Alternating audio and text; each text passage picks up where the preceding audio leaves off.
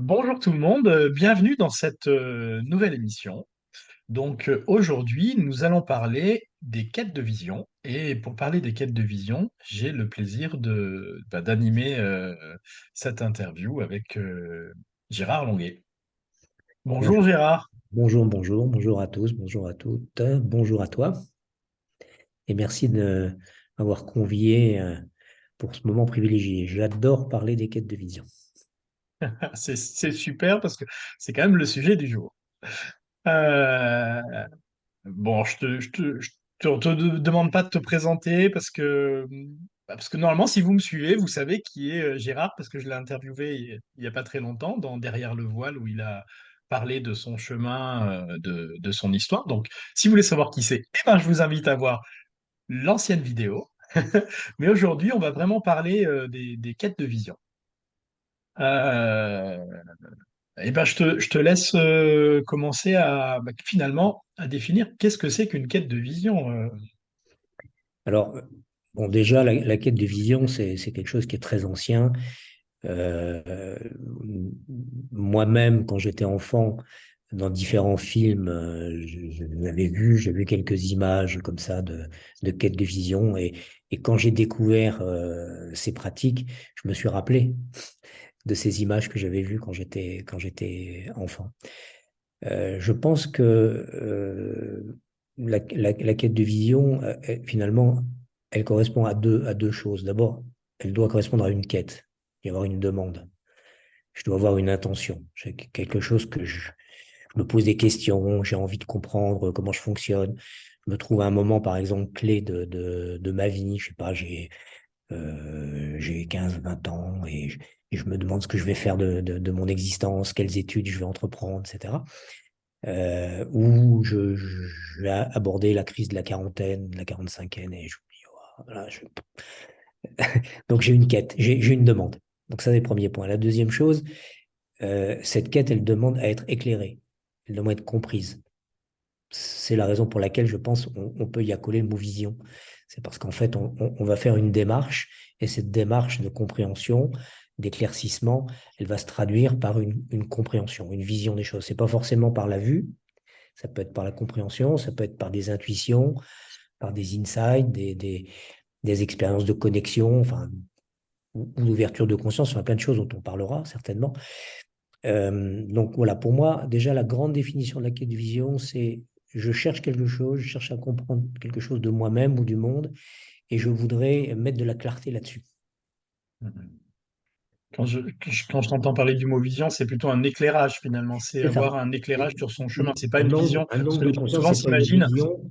qu'ils vont voir des choses, qu'ils vont C'est voir ça, des images. Alors, c'est une direction en exactement. fait que ça Je doit. vais pas voir le grand Manitou, pas forcément, mais je vais avoir une vision une compréhension, une intuition de dans quelle direction il faut que j'aille.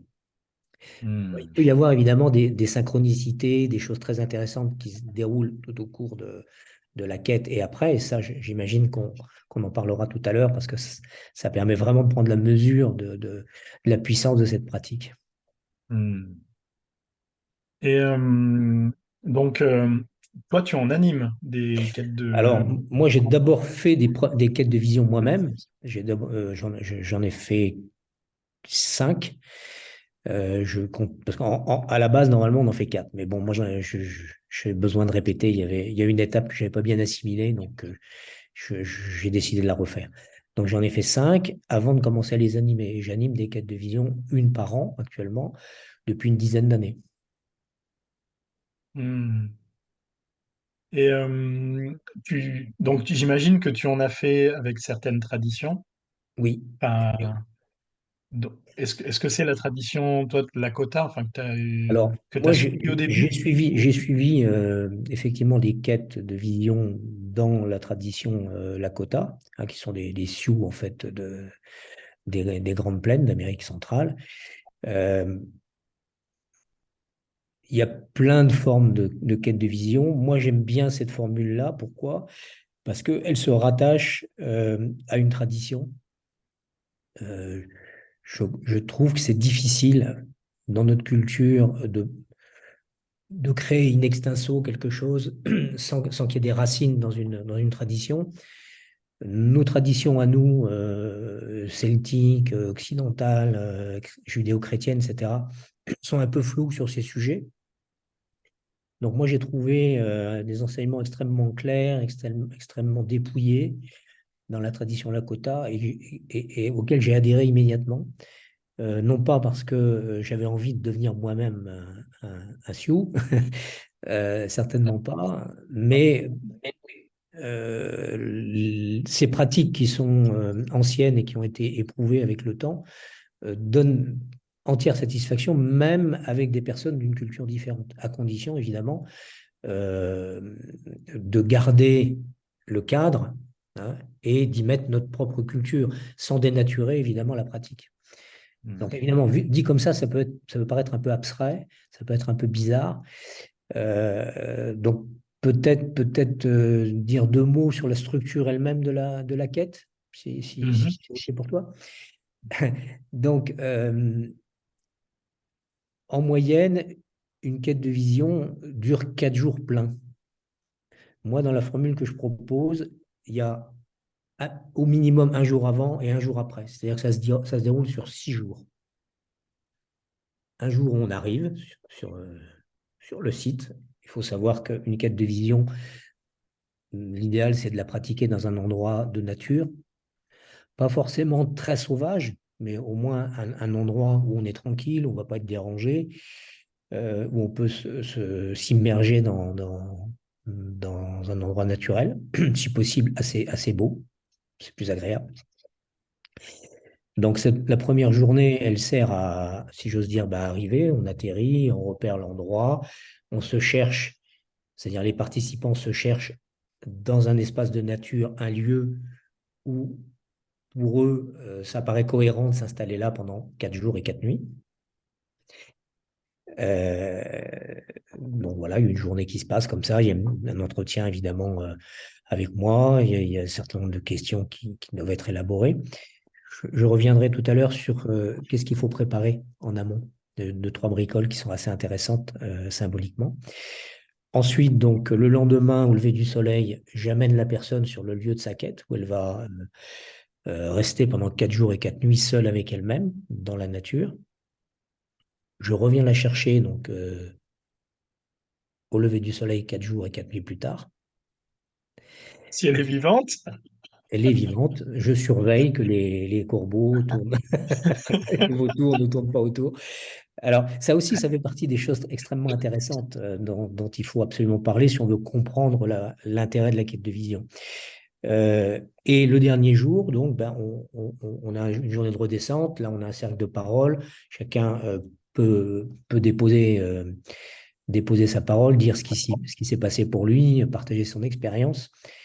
Et puis, on s'assure, après un repas en commun, que bah, tout va bien, que les personnes peuvent rentrer chez elles. Donc voilà, il faut compter 6 jours pour que ça se fasse bien. Dans d'autres traditions, ça peut être plus long, mais je trouve que cette formule-là, elle est très bien. Alors, Hmm. euh, qu'est-ce qu'on fait pendant 4 jours, si j'ose dire, immergé dans la nature, dans un petit coin de forêt? Eh bien, la première chose qu'on fait, c'est qu'on se détend, on Hmm. se relâche, on se déconditionne en fait de nos attachements, hein. Ben, voilà, on laisse notre téléphone portable, on rentre dans notre cercle de quête avec le minimum de choses, c'est-à-dire pas de livres, pas de stylo, pas de papier pour écrire, pas de tabac, pas de cachou, enfin rien. On rentre avec soi-même. Euh, le cercle lui-même dans lequel on va rentrer est délimité en fait par une sorte de cordon, de guirlande. Peut-être tu as déjà vu ça. Donc, préalablement, Avec on des... va fabriquer avec des petits sachets de tabac une espèce de guirlande chez soi. Chaque petit carré de tissu va recevoir une pincée de tabac. Symboliquement, le tabac est une plante enseignante, hein, dans les traditions. Et donc, on va mettre une petite pincée de tabac dans un petit sac qu'on va nouer sur une cordelette. Chaque petit sac représente au moins une relation. Hmm. Donc, rien que ce travail-là, c'est une vraie méditation, parce qu'il faut quelques heures pour le faire. Donc, on prépare ça chez soi avant, tranquillement. Le jour où on a décidé bon, ça y est, cette année, je vais faire une quête de vision. Première chose à faire, confectionner ces petits sacs de tabac. C'est ce qui permet, c'est ce que j'allais dire, de poser son intention, parce qu'en fait, c'est ça. Le temps qu'on réalise ça dans la matière, ça fait un focus pour que notre intention prenne corps, quoi. Alors, oui, en fait, la quête de vision, si tu veux, comme je l'ai évoqué avec toi tout à l'heure, euh, c'est un processus d'immersion, c'est-à-dire qu'on va aller s'immerger dans la nature, on va reprendre notre place dans la nature. Nous qui sommes un peu dénaturés, un peu hors sol, un peu sortis de notre contact avec la nature, on a souvent une relation à la nature euh, très décorative, c'est-à-dire que voilà, la nature, elle est à l'extérieur de nous, c'est beau, c'est un décor, on se balade. Euh, c'est pas la réalité. La réalité, c'est que nous sommes partie intégrante de la nature et que si on va mal, c'est parce qu'on n'a pas notre place dans la nature. Donc il faut absolument y retourner et à ce moment-là, on commence à aller bien. Donc le premier endroit où on doit être bien, c'est dans nos relations. Donc cette guirlande, si j'ose dire, qui regroupe symboliquement l'ensemble de nos relations, elle va délimiter le périmètre dans lequel on va passer ces 4 jours et ces 4 nuits. Si bien qu'en fait, notre quête de vision, elle se passe au milieu de nos relations. Hmm. Oui, c'est pas coupé du monde. Ce que tu C'est pas disais, coupé c'est pas je me coupe du monde, mais au contraire, je repars d'être au centre de mon monde, c'est autour de mes ça. relations, pour être en relation. Et donc, Hmm. parallèlement, au fur et à mesure, donc une fois qu'on a délimité le petit périmètre hein, dans lequel on va passer du temps, alors j'entends en arrière-plan la question, mais combien, quelle surface? Non, ça, parce que je la connais, là. Tu la connais? Bon, c'est environ 2,50 m au carré pour pouvoir Ouais. s'allonger tranquillement dans cet espace. C'est pas trop restreint, c'est pas trop vaste non plus pour être assez contenu. Et quand on est assis par terre, par exemple, même sur un petit coussin, grosso modo à la hauteur du cercle de ces relations, il se passe vraiment beaucoup de choses. Hein. Déjà, la prise de terre, elle se refait. Le contact avec la Pachamama, avec la terre, elle se fait sentir très, très nettement. Et au fur et à mesure qu'on va se détendre, au fur et à mesure qu'on va se relâcher, que le corps se dépose tranquillement, il va y avoir une forme d'interaction subtile. Moi, je vais la qualifier comme ça, interaction subtile énergétique entre ces petits sacs symboliques qui représentent chacune des personnes de nos relations et nous, qui sommes au centre. Hein. Et donc, en fait, il y a vraiment des choses très, très étonnantes qui se manifestent. Euh, et c'est vraiment un processus très, très énergétique, Hmm. aux confins, je dirais, de l'invisible, puisque, grosso modo, ce qui est intéressant dans la quête de vision, c'est de rendre visible ce qui n'est pas visible. Hmm. C'est le vrai sens pour moi du chamanisme, c'est amener à la conscience, à ramener dans la lumière des choses qui ne sont pas vues, qui ne sont pas sues. Et c'est vraiment très, très agréable parce que c'est par l'interaction justement avec la nature que ça se passe. C'est parce qu'on est immergé dans la nature que la nature a son propre rythme. Nous, on a un rythme qui est très rapide, qui est en tant qu'humain très, très saccadé, très dans la volonté. Dès le moment où on se dépose au rythme de la nature, et ben, d'un seul coup, dans notre petit cercle, on va voir la brillance d'une petite feuille là, qui se retourne par le vent. On va voir des fourmis qu'on n'avait jamais vues sous cet angle, qui vont nous paraître encore plus laborieuses que nous. Euh, Hmm. je sais pas, un oiseau va passer dans le ciel et ça va être un émerveillement. Enfin bon, c'est toutes ces choses-là qui sont des choses assez simples, mais qui mises bout à bout vont restituer ou nous ramener dans notre unité, dans notre éveil, si j'ose dire. Bon, le mot éveil est parfois très connoté, on ne comprend pas toujours ce que ça veut dire, mais si on dit se réveiller, on sait ce que ça veut dire. Et ben, la nature nous Hmm. réveille. J'ai l'impression que c'est un peu pendant ces 4 jours. comme un liquide, une bouteille qui est secouée de partout. Et ces 4 jours où on fait rien, justement, ça se Ça dépose, dépend. ça se dépose, ça se dépose. Et notre être s'éclaircit parce qu'en fait, finalement, le principe de la quête de vision, si je comprends bien, c'est arrêter de faire. Parce que là, pendant 4 jours, on fait plus rien parce qu'il n'y a plus d'occupation, il n'y a plus de divertissement, il n'y a plus de fuite et qu'il y a juste soi avec le vivant et dans l'être, quoi. C'est ça. C'est retrouver de l'être. C'est exactement ça. Refaire la place à être, tout simplement. Et c'est dans cet état d'être que peuvent émerger des prises de conscience, euh, des, des évidences. Euh, alors, je peux donner un petit exemple. Oui, J'ai vas-y, un exemple qui me vient, contraire. j'ai un exemple qui me vient à l'esprit. Il y a 3 ou 4 ans, j'avais dans un groupe comme ça de quête de vision une jeune femme qui a 30, peut-être avait 32 ou 33 ans à l'époque. Euh, et elle voulait absolument, absolument faire cette quête. Pour elle, c'était vital. Et donc, je l'installe dans son endroit, là, un endroit qui était assez joli, dans un sous-bois qui était vraiment sympa. Et à un moment, deuxième ou troisième jour, j'entends un avion dans le ciel passer. Je vois un Canadair. Et il me vient immédiatement à l'esprit qu'elle aussi, elle va voir le Canadair et qu'elle va flipper. Je ne sais pas pourquoi j'ai eu cette pensée-là. Donc, je me suis dirigé vers l'endroit où elle était, tranquillement, et je me suis tenu un peu à distance, sans bruit, en me disant, voilà, si elle se manifeste, je suis là. Et au bout d'un moment, effectivement, elle a commencé à être assez agitée et à m'appeler. Or, j'étais pas loin du coup, donc je suis venu.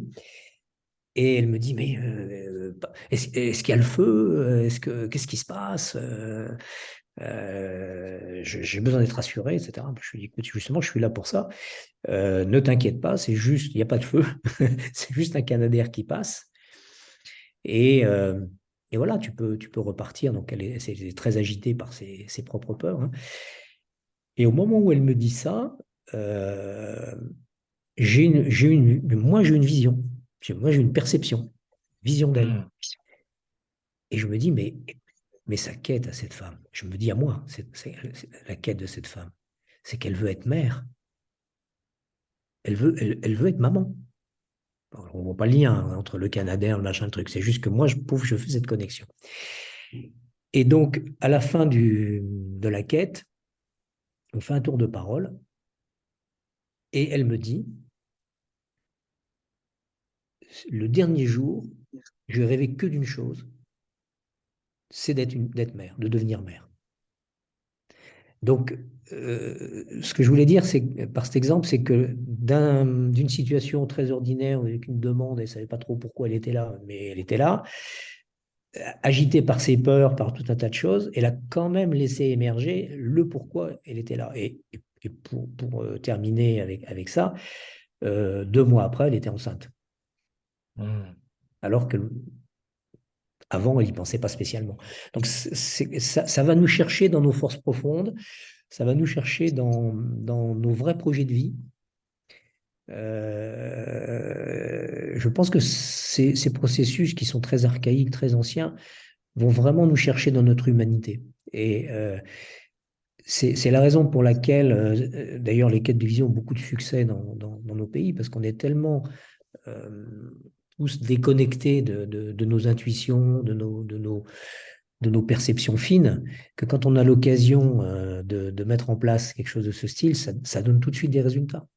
En fait, on n'est pas loin, on est juste déconnecté. On est juste à rebrancher le truc, quoi. C'est tout bête. Oui, parce que j'ai l'impression que j'aime bien ce que tu dis quand on est déconnecté, parce que j'ai l'impression que tous les travers qu'on peut voir de la société actuelle, c'est justement parce qu'on est déconnecté du vivant, de la C'est ça. nature C'est et ça. des lois de la vie Et les qui lois sont de la vie. naturelles. C'est-à-dire que si on revivait beaucoup plus en lien avec le végétal, donc peut-être moins dans les villes et plus en lien avec le vivant, il y a des choses qui sont simples parce que par expérience, les gens qui vivent près de la terre, qu'ils soient paysans qui vivent dans la forêt ou autrement, il y a quand même une sagesse et un rythme différent d'agitation ou de pensée qui n'est pas là. Enfin, il y a quelque chose qui est beaucoup plus posé à l'intérieur de gens qui sont souvent en contact avec la nature, comme si c'était une évidence, quoi. C'est ça. Je crois que c'est évident, c'est une évidence. Il y a quelque chose de direct. On reçoit vraiment des informations en direct de la nature. C'est ce que disent d'ailleurs tous les chamans à travers les différentes traditions, hein. Euh, certains vont dire que ce sont les plantes qui les enseignent, d'autres que c'est les esprits de la nature, d'autres que c'est la montagne, une rivière. Euh, alors évidemment, c'est une façon assez poétique, je dirais, de se représenter les choses. Nous, en tant euh, que personne un peu structurée, un peu trop structurée mentalement, je dirais, on a parfois un petit peu de mal à se laisser aller dans ces symboliques-là qu'on va trouver soit infantiles ou un peu puériles ou que ça n'existe pas, quoi. Mais moi, pour avoir beaucoup voyagé dans pas mal de traditions à travers le monde, je pense qu'il faut avoir cette humilité de regarder à travers les symboles et de se laisser toucher. Parce que la première chose, moi je le vois dans les quêtes de vision que j'accompagne, la première chose qui touche les gens, c'est la beauté de la nature, Mm. l'immensité de la nature, la puissance de la nature. Ça, c'est les trois choses qui sont là. Waouh. Et à partir du moment où ils sont déconditionnés, hein, sidérés en fait par cette beauté, ils sont déconditionnés de leurs habitudes, c'est plus facile d'entrer dans les espaces intérieurs, d'écouter ces sens subtils.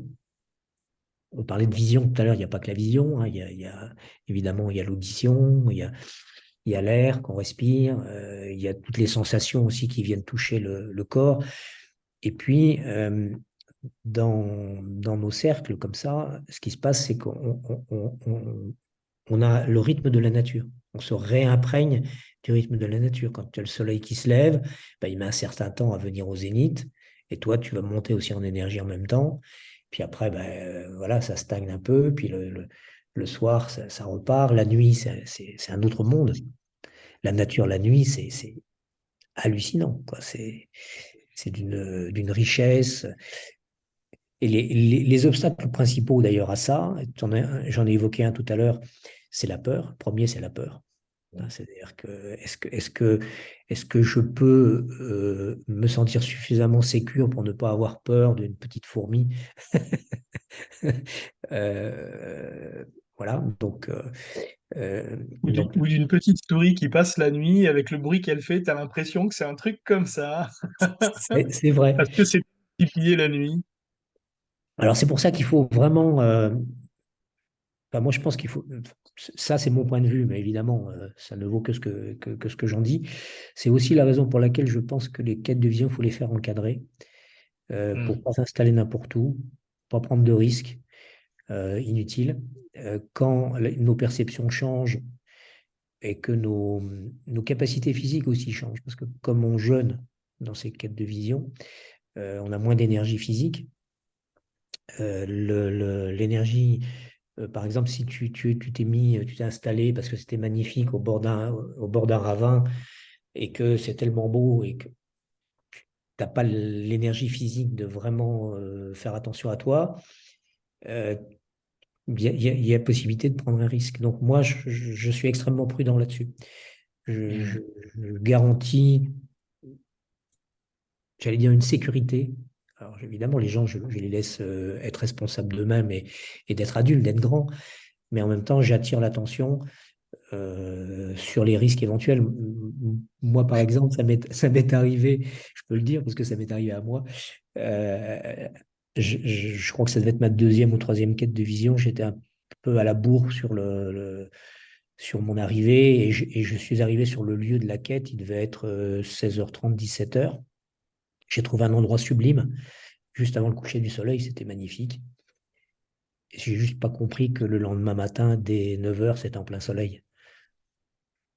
Donc de 9h jusqu'à 17h, j'étais en plein soleil. Donc là, la quête de vision, elle se fait. Il n'y a pas de souci. C'est assez rapide. Ah bah, ça vient aussi sûrement dire quelque chose. De toute façon, j'imagine que tout est lié, mais bon, c'est vrai, après, je comprends que si tu t'installes à un endroit puis que tu n'as pas vu que derrière l'arbre où tu es, il y a une fourmilière qui fait 1,20 m de haut, c'est sûr que ça va être moins confortable que... Une année, j'ai un participant qui s'était installé dans une petite clairière qui était très sympa, comme ça, au demeurant. Et à l'arrière de cette clairière, il y avait un bosquet. Et juste derrière ce bosquet, il y avait une bauge à sanglier. Et en fait, il a passé 4 jours et 4 nuits à la frontière de la bauge des sangliers, avec les sangliers derrière son dos. Hmm. Alors, c'était très intéressant comme expérience, mais ça ne sentait pas bon quand même. Ouais. Et justement, moi, j'aimerais bien qu'on revienne par rapport aux conditions. Bon, alors, tu disais déjà Ouais. qu'on jeûne, Oui. parce que, et au point de vue, imagine s'il pleut pendant 4 jours. Alors, euh, on part en quête avec un certain nombre de choses, hein. Donc, on l'a dit, une guirlande qui représente l'ensemble de ces relations. Donc, on n'est pas tout seul, déjà. Hmm. Ensuite, moi, je propose aux gens de venir évidemment avec une couverture ou un duvet, une bonne couverture. Je le fais volontairement l'été, en fin d'été, pour que les conditions ne soient pas non plus trop dramatiques. Parce qu'on pourrait évidemment faire une quête de vision à Laponie dans la neige, ça ne serait pas la même chose. Donc là, moi, je vais plutôt dans les Alpes de Haute-Provence. Donc, ces petites Hmm. montagnes, c'est beau, il fait frais la nuit, mais pas trop, pas trop. Et il fait chaud dans la journée, mais pas trop non plus. Donc, une couverture ou un duvet, un tapis de sol, bien sûr. Éventuellement, un zafou ou un petit coussin pour pouvoir s'asseoir, pas être trop en difficulté si on reste assis de nombreuses heures par jour. Euh, et une bâche. La Et quand bâche même. sert, la bâche sert éventuellement à se protéger du soleil s'il y en a trop, ou de la pluie s'il pleut. Et accessoirement, elle permet de récupérer de l'eau pour boire. Est-ce que c'est en jeûne sec Alors, ou... traditionnellement, chez les Lakota, il y a deux formules. On considère que les femmes ont suffisamment souffert dans leur vie avec leur lune et l'eau, etc., pour qu'elles puissent partir en quête avec de l'eau. Mais les hommes, normalement, partent sans eau. Moi, je ne le fais pas. C'est-à-dire que je propose aux gens de partir avec une quantité d'eau, en disant, voilà, combien tu veux.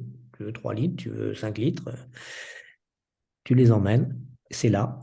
Si tu en as besoin, tu les utilises. Si tu n'en as pas besoin, tu les utilises pas. Surtout pour la première quête. Une fois qu'on a fait son travail une première fois, parce que le rituel de quête de vision se fait normalement sur 4 cycles, sur 4 ans. Pas forcément des années consécutives, hein. La première année est consacrée à l'humilité. Alors Hmm. chez les Lakota, on représente une montagne, on dit voilà, la quête de vision, c'est comme tu es au pied d'une montagne et bah, tu lèves les yeux et tu fais oups. Tu te dis, il faut monter là-haut. Tu as 4 jours et 4 nuits pour le faire, mais bon. Et je trouve très joli et très beau de commencer avec cette idée d'humilité. Il ne s'agit pas de se mortifier, hein, c'est juste, voilà, ok, je ne sais pas ce que c'est, ben, je vais le découvrir. Hmm. Donc, je vais passer 4 jours et 4 nuits dans mon cercle. Normalement, donc, je le redis, sans nourriture, sauf convention contraire qu'on aurait décidé avant. Si la personne me dit, mais moi, je suis OK, mais je veux un bol de riz et de fruits, c'est OK, il n'y a pas de problème. Je serai au rendez-vous. Euh, Hmm. Traditionnellement, donc, pas de nourriture. L'eau, on vient d'en parler. Et la tradition veut que normalement, tout ce qui tombe dans ton cercle, tu peux l'absorber. Alors, si tu as un poulet rôti qui tombe directement dans dans ton Faut cercle, te mettre sous un pommier, c'est ça? un pommier, Un pommier, ça peut le faire. S'il pleut, donc bah, tu peux prendre tout ce que tu veux, hein. Hmm. Oui, ça veut dire que la nature te l'offre La vu que tu nature es te le là donne. pour Ouais. rien, la nature Ça et aussi, c'est à vivre vraiment comme une grâce, j'allais dire, ou comme une forme de bénédiction, parce que c'est incroyable. Moi, ça m'est arrivé une fois, dans le dernier jour, il avait fait une chaleur pendant 4 jours. La dernière nuit, j'étais sous un arbre en me disant, mais j'espère qu'il va pleuvoir. Et il y a eu un orage absolument énorme. J'ai récupéré donc dans mon kawaii, dans ma cape, je sais pas, peut-être 1 litre d'eau. C'était magnifique. Alors, peut-être on se contente de peu, mais ce don de la nature était une bénédiction. C'était énorme, quoi. t'as quand même pas des gens qui posent des collets, qui font des petits feux dans leur enceinte quand même. Alors, normalement, c'est pas autorisé. Moi, j'en ai jamais Non, mais vu. là, je pars loin, je sais. J'ai bien compris, j'ai bien compris. Non, mais c'est une question parce que, évidemment, euh, ça va aussi nous chercher, si tu veux, dans notre côté transgressif, tu sais. Est-ce que les règles, est-ce qu'il faut les respecter? Est-ce qu'on les prend à la lettre? Est-ce qu'on les aménage? Euh, oui, mais quand je suis tout seul dans la nature, personne ne me voit, donc je peux me comporter autrement. Je peux faire ce que je veux. Je peux sortir de mon cercle et, comme tu dis, aller glaner. Mais bon, est-ce que c'est le but? Si j'ai besoin de ça, pourquoi pas? Si j'ai besoin de ça, moi je pense que peut-être effectivement, si ça contribue à l'apaisement et m'amener à me détendre et à faire confiance dans la vie, à avoir confiance dans le processus, eh ben, je sors de mon cercle, je vais faire un petit tour et je reviens. Pourquoi pas? Après, c'est l'intention que tu as posée au début quand même. Oui, la disposition dans laquelle tu es, euh, je- moi je pense que ce sont des expériences très précieuses. Donc, pour ce qui me concerne, j'ai jamais eu envie de les gaspiller. J'ai plutôt essayé d'optimiser ce temps en me disant, waouh, je me donne 4 jours. D'ailleurs, on peut poser la question, et chacun pourrait se la poser là. Est-ce que ça m'est déjà arrivé de me donner 4 jours sans obligation, seul avec moi-même, sans rien faire, en restant au même endroit et juste à apprécier ce qui se passe? Ben, Mm. quand on pose cette question, Et sans divertissement, sans surtout. divertissement. Sans... Et si Oui, j'étais c'est un peu cynique, si j'étais un peu cynique, ce qui n'est pas le cas, bien sûr, tu t'en doutes, je dirais même pas un verre d'eau pour t'occuper. Mm. Là, Et donc, en fait, euh, la loi qui est derrière tout ça, la loi de compréhension qui est derrière tout ça, c'est euh, ce que tu ne prélèves pas sur la nature pendant ces 4 jours et 4 nuits, d'une certaine manière, tu l'offres à la vie. Mm. Et donc, par la loi de retour, tu reçois à la mesure de tes attentes, à la mesure de ton intention, à la mesure de ce que tu désires. Ça, c'est une espèce de loi de réciprocité, parce qu'en fait, quand on regarde notre façon de vivre, euh, si on veut vivre de manière assez sobre, assez écologique, ben, on prélève juste sur l'environnement ce dont on a besoin, au moment où on en a besoin. On ne fait pas trop de réserves. Enfin, tu vois, bon. On a développé une société qui est à l'opposé de ça. On est bien d'accord. Donc, la proposition pendant 4 jours et 4 nuits, c'est de se dire, eh ben là, je vais réduire ma consommation au maximum. Donc, j'offre d'une certaine manière au monde ce que je ne prélève pas. Et ensuite, dans cet espace qui s'ouvre à l'intérieur, où il n'y a pas de consommation, où il n'y a pas de la consommation, il y a de l'être. La nature a horreur du vide. Donc, elle ramène, si Mm. tu veux, cette espèce de, moi j'appellerais de corps de félicité, d'être bienheureux, dont on est tous porteurs à l'intérieur de nous, elle l'amène en surface parce que quand tu rajoutes pas des couches par-dessus, c'est cette nature-là qui s'exprime. Il y a pas, il y a- on n'est rien d'autre que ça. Mm. Donc, pour moi, la quête de vision, c'est pas seulement répondre à des interrogations sur qui suis-je, qu'est-ce qu'il faut que je fasse, où est-ce qu'il faut que j'aille, etc. Mais c'est aussi qui suis-je dans mon essence. Et est-ce qu'il y a un chemin pour aller à la rencontre de ça? Et le seul chemin, il est à l'intérieur, c'est évident, et il est dans le ralentissement. Donc, quand on commence à se synchroniser avec le rythme de la nature en nous s'éveille, la nature en nous se révèle. Euh, Hmm. pour moi, la vraie quête, elle est là. Et c'est dans cette émergence, en fait, de l'être à l'intérieur de nous, où on prend conscience que, un peu comme on le dit dans la tradition Lakota, la tradition amérindienne, on dit un seul esprit, une seule âme, qui s'exprime à Hmm. travers de nombreuses formes, une Hmm. multitude de formes. Nous sommes ces formes-là. Hein. Donc, toi, Ludovic, moi, Gérard, mais à l'intérieur, c'est le même esprit qui nous habite. Hmm. C'est le même grand esprit, diraient les Amérindiens. Euh, alors évidemment, ça peut paraître folklorique un peu comme ça, vu de l'extérieur, mais quand on rentre dans l'expérience et qu'on se donne à vivre cette expérience, on est, moi je dirais, ébahi de voir que ça marche tout de suite. Parce qu'il n'y a plus cette espèce de course-là qui nous maintient à l'extérieur de nous-mêmes, avec toutes les bonnes raisons qu'on connaît. On a tous des bonnes raisons pour être pris dans ce rythme-là.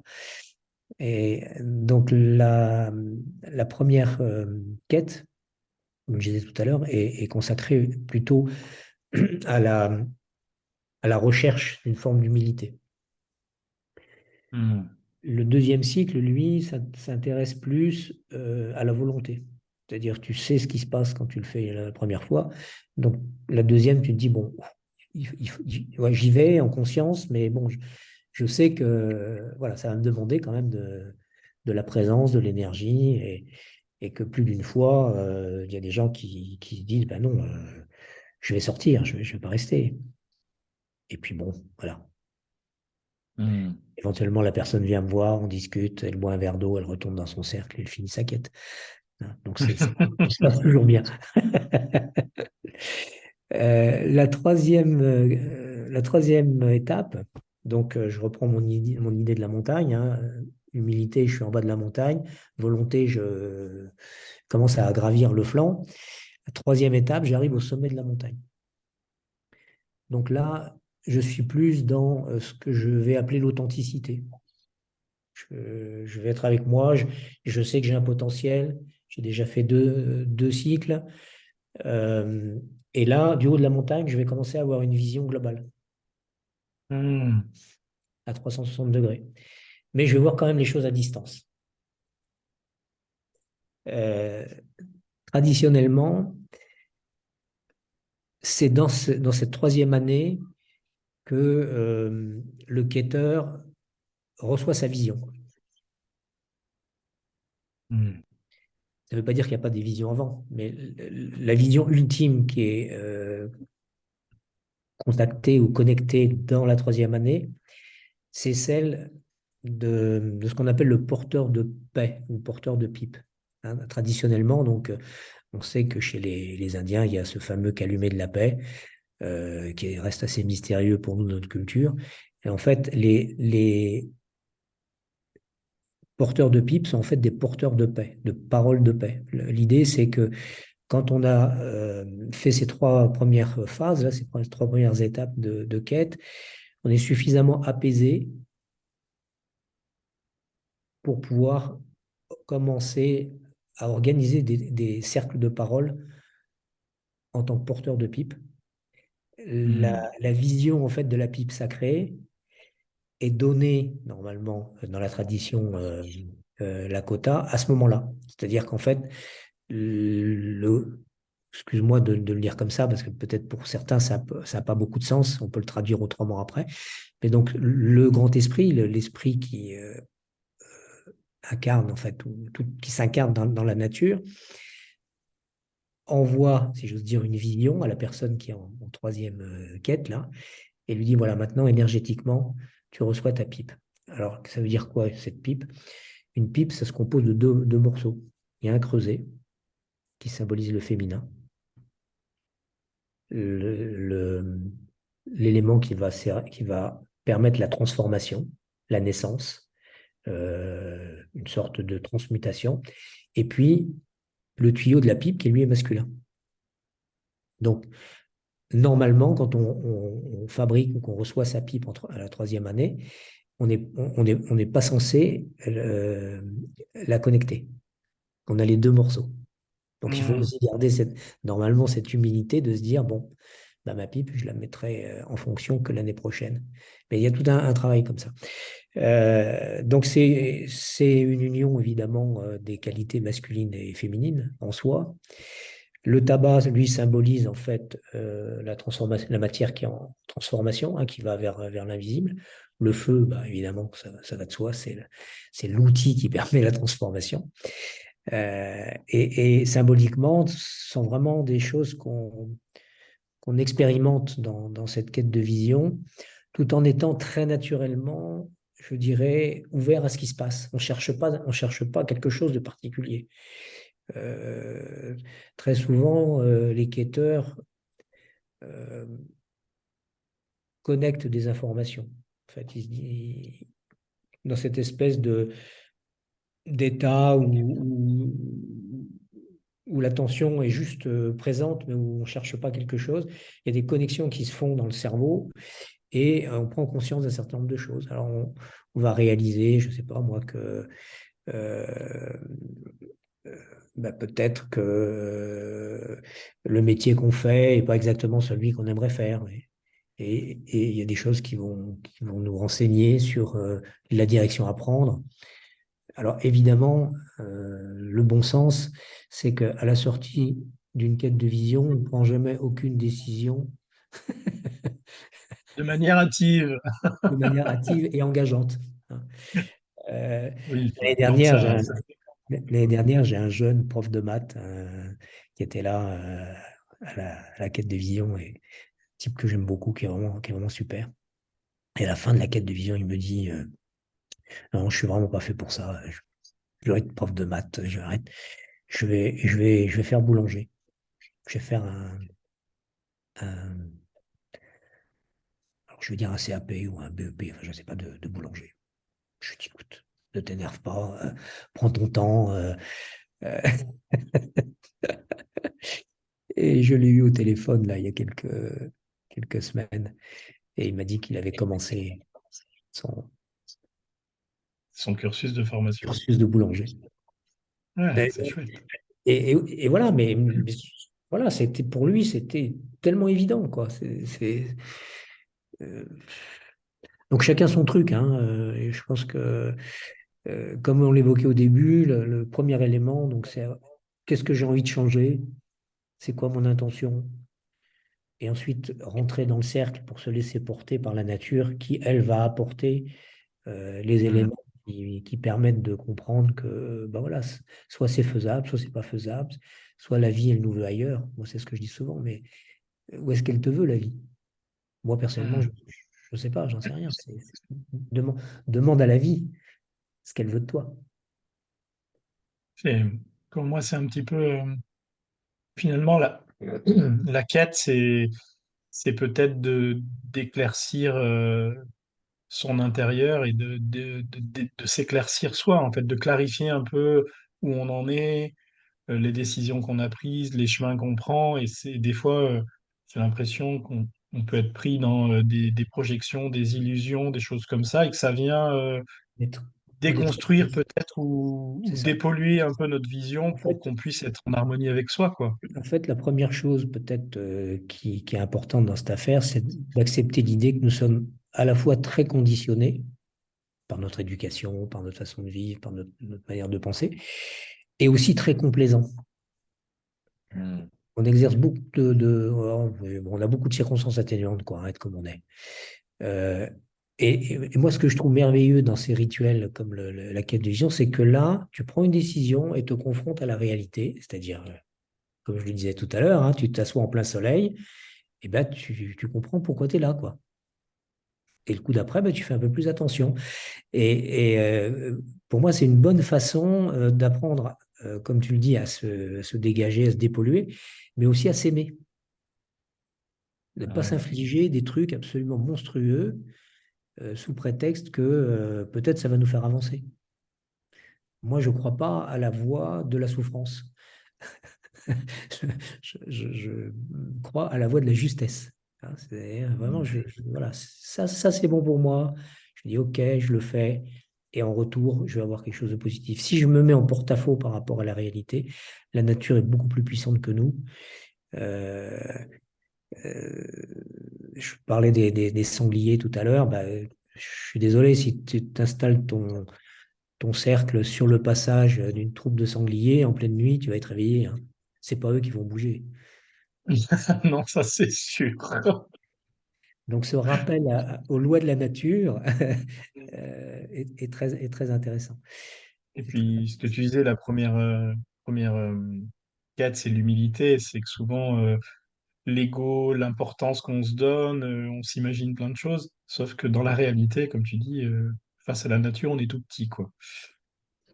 voire même face à un petit virus de rien, on n'est rien. Ouais. Je crois que c'est le Dalai Lama qui avait une phrase comme ça qui disait si vous voulez comprendre ce que c'est que l'humilité et l'importance de l'ego, et ben essayez de passer une nuit avec un moustique qui veut vous piquer toute la nuit et vous allez voir qui c'est qui gagne. C'est clair, c'est clair. Hmm. Il y a il y a une histoire d'ailleurs qui court sur les moustiques, que les moustiques seraient en fait des réincarnations de méditants qui n'auraient pas réussi à atteindre l'éveil. C'est la raison pour laquelle ils enquiquinent ceux qui essaient de méditer. J'adore. Hmm. C'est une blague, mais en même temps, Hmm. on a tous eu un compagnon moustique pendant une méditation. On a vu ce que ça fait. Hmm. Bon, ben, on commence à mieux savoir ce que c'est qu'une quête de vision. Merci, On a Gérard. une vision un petit peu plus claire. Alors peut-être il y a une Hmm. chose qu'on peut dire qui est importante à ce stade, c'est qu'évidemment, euh, les quêtes de vision, comme je le disais tout à l'heure, sont essentiellement culturelles, c'est-à-dire que j'imagine que si on va en Mongolie, en Sibérie, en Afrique, en Amérique du Sud, en Amérique centrale, en Amérique du Nord, etc., ou chez les Samis où j'étais très récemment, la notion de quête va être différente. Moi, par exemple, il y a une pratique que j'aime beaucoup, c'est ce que j'appelle la marche de vision. Ce qui est une forme de quête de vision, mais on va dire raccourcie à une journée, où on va partir, donc avec une intention, on va partir d'un endroit, on va faire une marche, et on va revenir au coucher du soleil, en ayant résolu, en fait, on a fait une révolution quotidienne, pas solaire, mais une mini révolution solaire. Et dans cette marche de vision, avec certaines techniques, on va pouvoir faire émerger des choses très intéressantes. Alors, quand on a un projet concret, ça marche super bien. C'est très complémentaire de la quête de vision sur 4 jours, Hmm. qui, elle, va ouvrir des espaces peut-être plus grands, euh, déconditionner aussi beaucoup la personne. Euh, Moi, j'ai vu j'ai vu des femmes, notamment, je pense à une particulièrement à la fin d'une quête de vision, elle était, j'allais dire, transfigurée. C'est-à-dire, son visage était plus le même. Tout ce qui est, tous les masques, tous les trucs un peu surfaits, fermés, qui étaient là quand elle est arrivée. Et derrière, il y Hmm. avait une personne d'une beauté, d'une richesse incroyable, quoi. Et juste par ce dépouillement, finalement, cette espèce de pèlerinage immobile hein, pendant 4 jours, juste laisser la nature enlever les couches. Quoi. C'est très, très intéressant. Et ce qui Moi, est intéressant, c'est que j'ai l'impression que finalement, la quête de vision, c'est un peu comme c'est une méditation. c'est une Parce que méditation. quand tu me parlais de la marche de vision, pour moi, c'est une marche méditative. Finalement, c'est un protocole particulier, mais c'est une marche méditative. Et finalement, je me disais, mais la quête de vision, c'est quoi? C'est ça, c'est arrêter l'agitation du mental jusqu'à que ça œuvre à l'intérieur de soi et que ça ouvre le cœur, quoi. Il y a quelque chose ou la conscience, ou... Alors, il y a ce Hmm. processus-là de connexion à soi et d'ouverture du cœur. Mais il faut aussi qu'il y ait la connexion avec nos racines profondes. Nos racines profondes, c'est vraiment la terre. Nos racines profondes, c'est aussi le ciel. Donc on est dans cette espèce d'axe-là de puissance et de conscience en même temps, euh, au service de l'énergie de participation. C'est-à-dire qu'en fait, l'ouverture du cœur, c'est pas juste le cœur qui s'ouvre. Le cœur, il s'ouvre pour entrer en contact Hmm. avec nos relations autour de nous déjà, au-delà la nature, donc le règne minéral, le règne animal, les, les végétaux, les arbres, les habitants des arbres, c'est fantastique. Je veux dire, que ce soit le jour ou la nuit, même dans la région des Alpes de Haute-Provence, où c'est encore un peu civilisé, c'est pas l'Amazonie, je veux dire, mais il se passe plein de choses. Donc, il y a des enseignements, il y a des symboles. Moi, je me souviens, par exemple, une fois, dans une quête, là, j'étais un peu fatigué à un moment de la journée, je me sentais vraiment lourd, j'étais pas bien, j'avais soif, j'avais faim, je me disais quand est-ce que ça se termine, enfin bon, tous les trucs que tout le monde se pose à un moment ou à un autre. Et j'ai effectivement eu cette sensation à un moment que mon cœur s'est ouvert, quoi. Que malgré tout ça, le côté un peu étriqué, machin, ah. Et c'est dans cet espace-là que la réponse est venue. La réponse, elle a dit, mais est-ce que tu as demandé de l'aide? Je me suis posé cette question-là à moi-même. Est-ce que tu as demandé de l'aide? Ben non. Ok, bah, je demande de l'aide. Comme ça. Mais je demande de l'aide de manière non spécifique. Je ne demande pas d'aide à quelqu'un. Et donc, je me souviens d'avoir eu ce mouvement intérieur comme ça d'ouverture. Et ouais, oui, j'ai besoin d'aide. Et à ce moment-là, il y a une libellule, mais réellement, hein, qui est rentrée dans mon cercle. Elle s'est arrêtée devant mon front, à peu près ici, là, comme ça, tac, immobile, et hop, elle est partie. Je me suis dit, bon, c'est le hasard. Vous n'auriez pas Qu'est-ce pu m'envoyer plus gros, non, comme ça? Non, non, mais je dis, c'est le hasard. C'est moi je me raconte un film, je suis tellement out of space que je me raconte un truc. À ce moment-là, la libellule revient, elle se remet là, elle part de l'autre côté. Non, je dis, ok. Elle a dû aller voir une copine là-bas et en revenant, elle s'est arrêtée. Donc là, je me dis, bon, maintenant, si ça se fait une troisième fois, par contre, j'y croirais. Et à peine instantanément, j'avais pensé ça. La libellule, elle s'arrête, elle me regarde comme ça. Elle part. Mais bon, cet exemple-là était extrêmement incroyablement frappant, mais il y en a des dizaines, quoi. C'est des trucs, au moment où tu es complètement abattu, où le seul truc à laquelle tu aspires, c'est un peu de légèreté, tu as un papillon qui vient, qui se pose sur ta main, quoi, tu vois. Tu te dis, ok, d'accord. Synchronicité, hasard, fabrication de mon mental, enfin tout ce qu'on veut. Mais l'expérience corporelle et l'expérience de connexion, elle est là. Oui, et Donc, puis le message, en fait, c'est comme si le message arrive, après, on l'interprète soit avec son histoire. Moi, je me rappelle, alors, c'était pas tout à fait une vraie quête de vision. Moi, j'ai fait des TOE, c'était sur un jour et une nuit, mais un peu le même principe. Et j'en ai fait un où j'essayais plutôt de m'économiser un maximum, de, voilà. En fait, voilà, de se dire, bon, ben, ça va durer un certain temps, mais je vais me mettre dans ma bulle pour m'économiser. Et là, il y a qu'on appelle ça un écureuil qui arrive. Et l'écureuil qui a fait des. Et voilà, il m'a remué la tête et c'est du style, oui, je voyais que j'étais en train de m'économiser. Il est venu me dire, t'as vu comme tu t'économises? Et après, j'ai passé mon jour, le reste de la période, donc la nuit, la journée, debout, en train de chanter, en offrant au contraire l'inverse. C'est de me dire, ça. mais arrête de t'économiser Je parce me que le donne. message, il est là, quoi. Parce que le message, c'est qu'est-ce que tu donnes? C'est quoi ta contribution? Ouais, Mm. c'était ça. Mais c'est intéressant de voir justement ce qui vient comme élément, que ce soit la nature, le végétal, comme tu disais, les synchronicités, et comment ça vient percuter, de se dire, mais oui, mais c'est une évidence, ça. Alors peut-être que le papillon, moi je vais le voir, ça va être une autre évidence, ou peut-être que ça va me dire autre chose, mais quoi que ce soit, quoi, c'est ça qui est assez intéressant de sentir que finalement la nature, elle nous parle constamment, quoi. Elle nous parle constamment et elle nous invite aussi à raffiner, si j'ose dire, nos sens.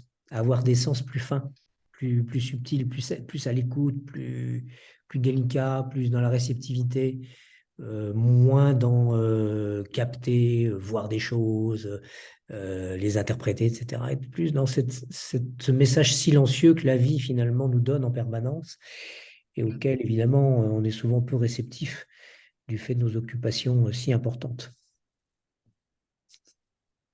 Oui, puis c'est souvent, enfin moi j'ai pu voir pour moi et puis même pour d'autres personnes que je peux accompagner, c'est qu'on a tendance à avoir envie de voir des trucs transcendants, merveilleux, alors que des fois c'est juste le vent qui souffle ou une feuille qui tombe le message quoi. C'est ça. Et si on s'attend à voir un ours dans la forêt qui vient nous en donner un message, eh ben c'est pas ça.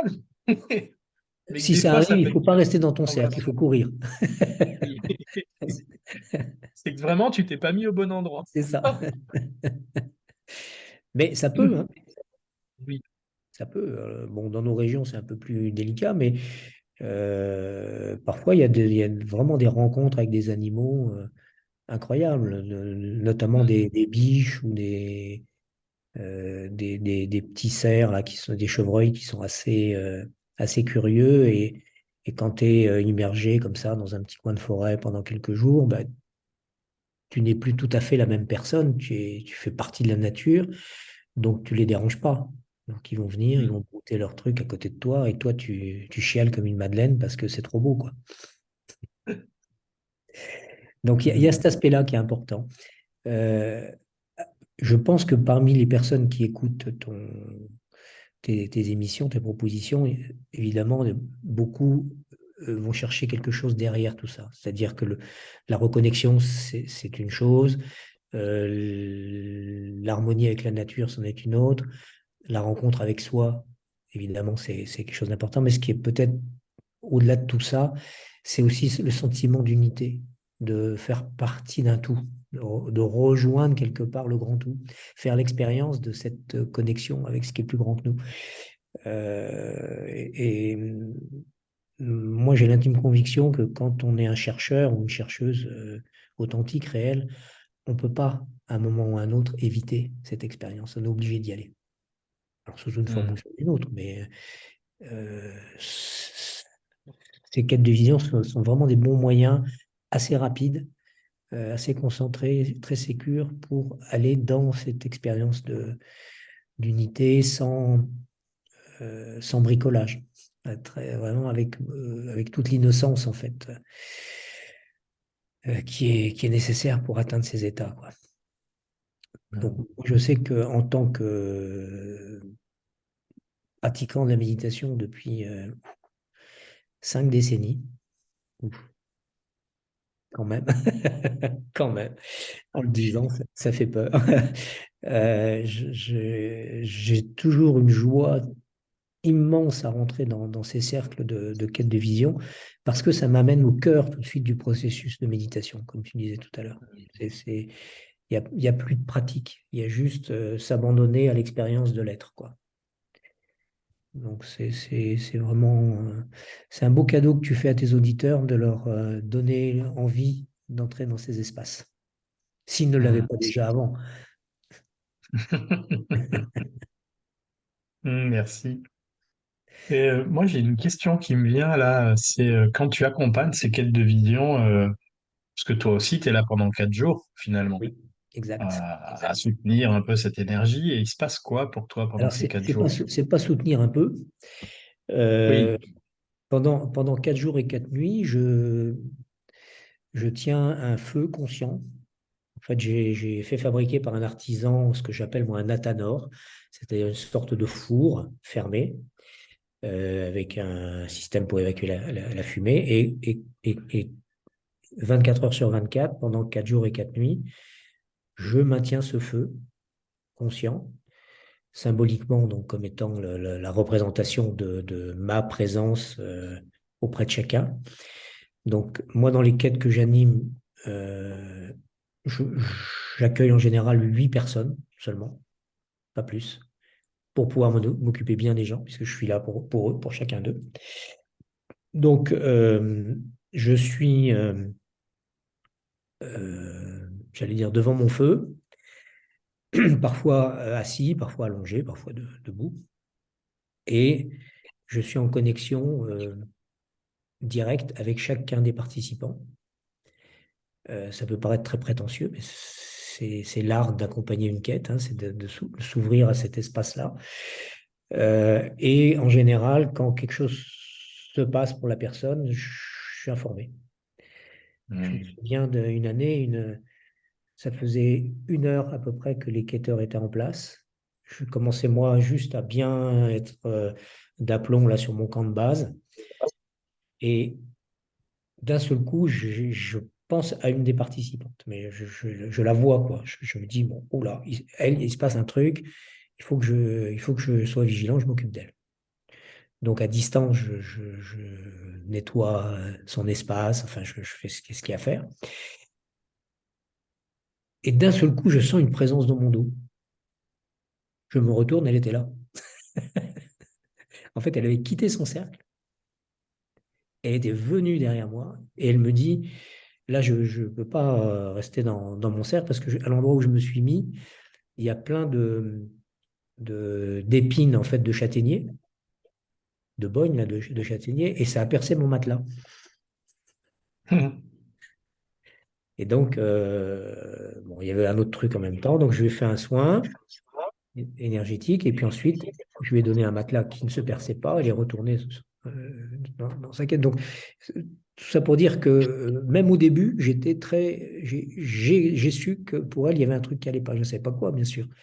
Mais et elle est venue pour me dire, voilà, j'ai ça qui se passe.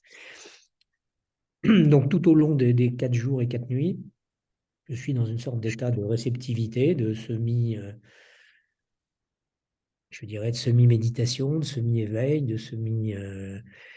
Moi-même, je mange très peu, je bois très peu. En général, j'ai une ou deux personnes avec moi parce que dans le processus d'échange, on- les gens qui ne mangent pas, qui ne boivent pas, sont accompagnés à cet endroit-là et on va manger pour eux en conscience.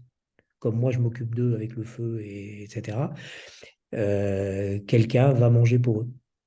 Alors c'est très rigolo parce que tu imagines que tu sois dans ce genre de truc, tu es là, un peu, t'es en train de regarder le feu tranquillou d'un seul coup.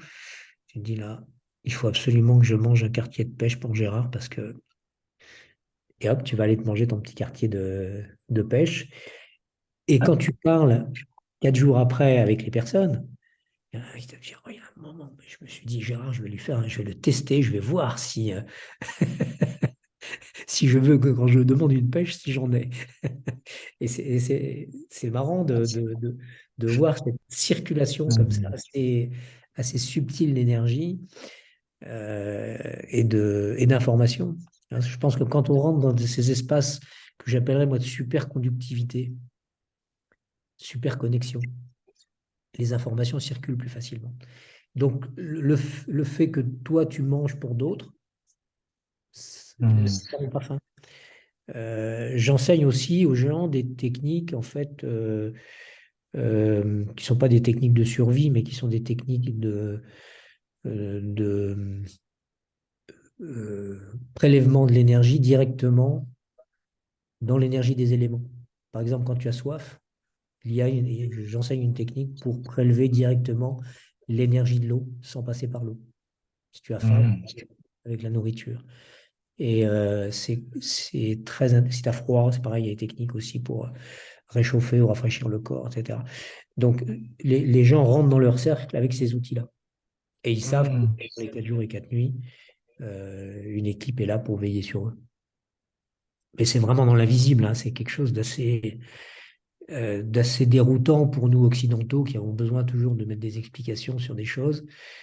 Euh, c'est assez extraordinaire, quoi. Hmm. Mais merci d'avoir abordé ce sujet parce que je ne suis pas certain que j'y aurais pensé là au stade de nos échanges.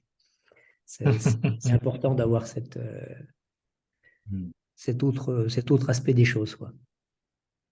Oui, parce que c'est important de savoir aussi que Toi, quand tu es là en soutien, c'est pas juste tu dis aux gens, bon, allez vous mettre tout seul dans la nature, sans bouger, sans manger, sans boire, et puis moi, je vais faire Je vais ripaille. faire Non, la non, fête. que la Ouais, c'est ça. Non, non, personne il y a une vraie qui présence, guide la une quête, vraie elle est en état de présence particulier, quoi. complet, C'est pas anodin, quoi. complet, complet.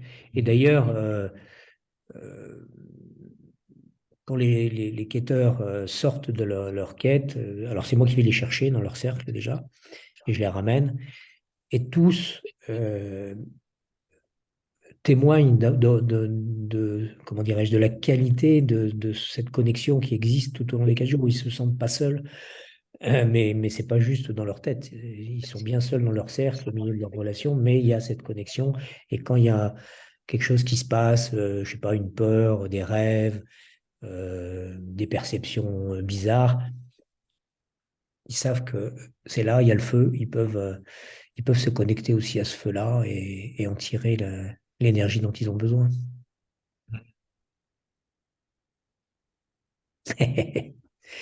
Hmm. Ben, merci, Écoute, Gérard, de tous ces témoignages et ce partage je vais dire, d'expérience. On a fait le tour, tu crois? en écoutant tes remerciements, j'essayais de voir si effectivement dans tout ce qu'on a abordé, il n'y avait pas trop d'angles morts ou de confusion. Je pense qu'on a donné les informations essentielles, au moins pour donner envie de creuser le sujet. Et de venir expérimenter aussi, quoi. Et de se dire, bon, ben voilà, est-ce que je suis prêt à faire ce pas? Oui, quand, comment, avec qui? Euh, Sachant que dans la tradition amérindienne, tout être humain devrait faire cette quête de vision au moins une fois dans sa vie. Hmm. Moi, je pense qu'au moins une fois, 4 jours, il faut le faire. C'est une expérience fondatrice de soi-même. Mais Peut-être la première vraie rencontre avec soi. oh, j'ose espérer, je suis plus optimiste, j'ose espérer que beaucoup d'entre nous nous sommes déjà rencontrés. Le truc, vraiment de se rencontrer suffisamment longtemps et aussi dans ses différents aspects, à la fois dans ses lumières, mais aussi dans ses ombres. Cette expérience, elle est très intéressante le jour. C'est très béatifique, c'est très plaisant, etc. Parfois un peu ennuyeux, on peut trouver le temps long hein, dans son cercle. Mais la nuit, c'est une expérience incroyable. Moi, je me souviens une année, là, j'avais un participant, 55 ans, de sa vie, il n'avait jamais dormi dehors une fois. Oh. Pour lui, c'était extraordinaire comme expérience. Il a adoré. Et il s'est dit, mais comment j'ai fait pour ne pas avoir envie de cette expérience-là avant? Euh, je pense que le fait, par exemple, même de se restreindre sur la nourriture pendant 3 ou 4 jours, je ne parle même pas de jeûner complètement, mais 3 ou 4 jours sans absorber de nourriture quasiment, très peu de gens le font dans la société de consommation. Ou alors les ascètes, ces gens qui un peu naturopathes, tu vois, ils vont chercher des épreuves à traverser. Mais là, le faire en disant, c'est pas, je me prive pas, non, mais justement, je donne ce que je ne prélève pas. Hmm. C'est une autre vision. Donc, il y a plein d'angles d'expérimentation possibles en passant par se rencontrer soi-même dans la nature. Puis en plus, ça fait de belles vacances.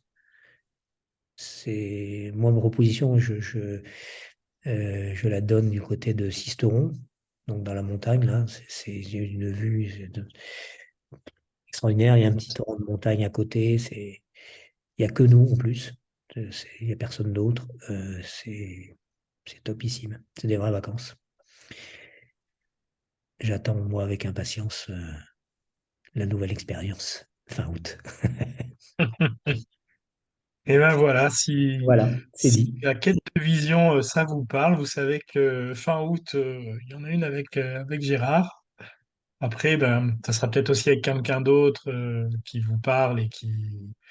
Voilà. En tout cas, ben merci Gérard Merci à toi, merci à vous. Et cet puis échange. bonne quête, bonne vie. Merci. Au Et ben plaisir. merci à toutes les personnes qui suivent ces interviews. Si vous avez aimé, n'hésitez pas à liker ou à partager ou à en parler aux personnes autour de vous. Et puis ben, j'espère vous retrouver dans pas très longtemps avec d'autres personnes que je vais interviewer, d'autres sujets qui vous intéressent. N'hésitez pas aussi si vous avez peut-être envie de ben, que j'aille interviewer certaines personnes sur des sujets particuliers. Moi, je suis ouvert à tous les possibles. Et puis, ben, je vous dis à bientôt alors. Merci Gérard et merci à tout le monde. Merci. Au Au revoir. revoir.